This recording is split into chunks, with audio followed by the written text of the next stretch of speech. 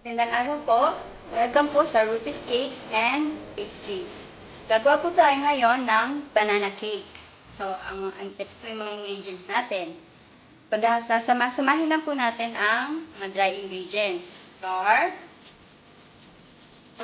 salt, baking powder, soda, sugar.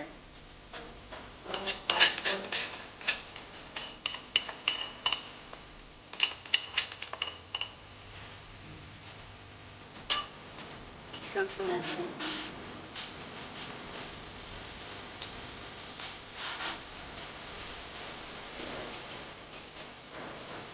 Dapat po lahat ng ating dry ingredients nakasifted na po siya, nakasala na po. So, itatabi po muna natin to. Pagsasama-samahin po natin ang mga wet ingredients. Ito po yung ating banana na minasa. Lagyan po natin ang loob.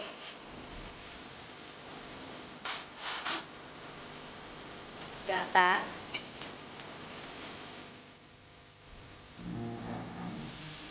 Oil. Vegetable oil po ang ginamit natin.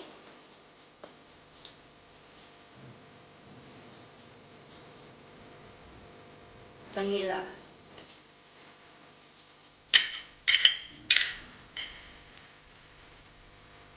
Haluin na po natin to.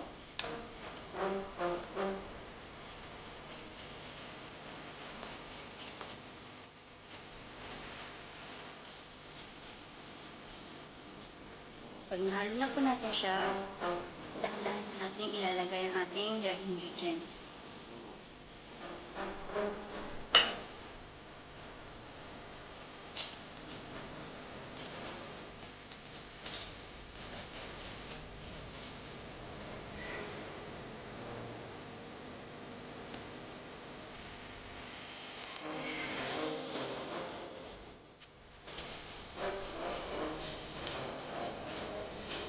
Natin bibigyan ng lagay para hindi po tayo hirapang maghalo.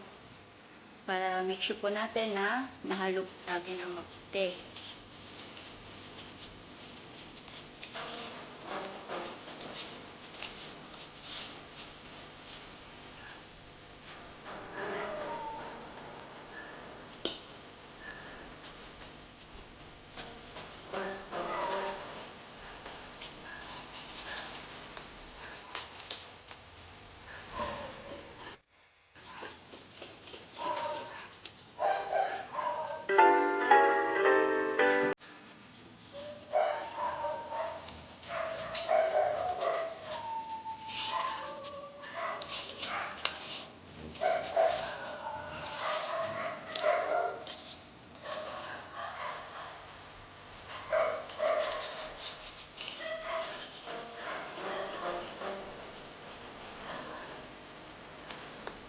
Halin po natin.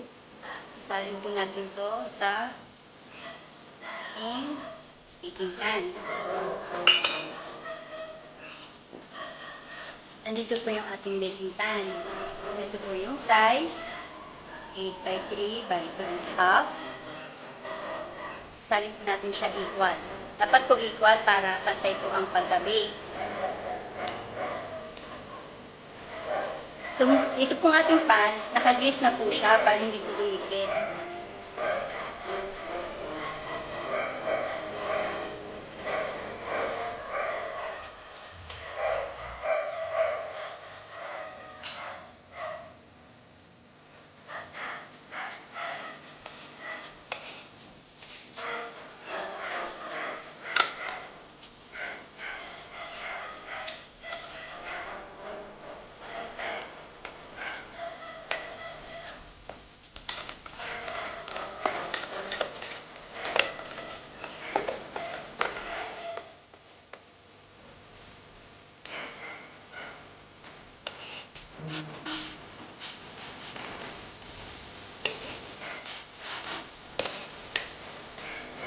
Imutin natin.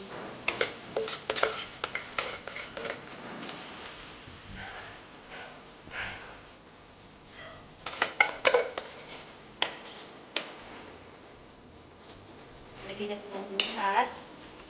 Lalagyan ko po siya ng topping sa ibabaw. For refill. So, depende po sa inyo kung gaano po karami yung gusto nyo ilagay.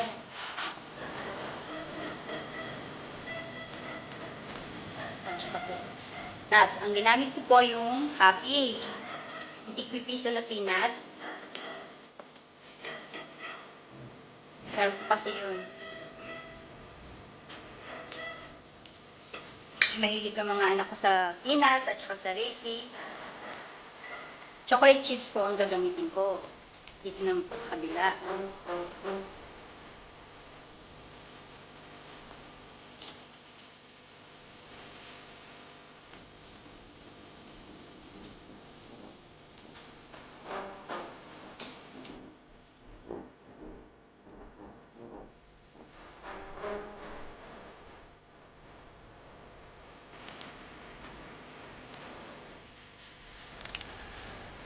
Ito na po ang ating finished product na banana cake. Papakita po natin mamaya ang ating finished product kapag na-slice na po natin siya. Malamig na po siya. So, hiwain na po natin. Yan na po ang ating finished product. Thank you for watching Ruthie's Cakes and Pastry. Don't forget to like and subscribe.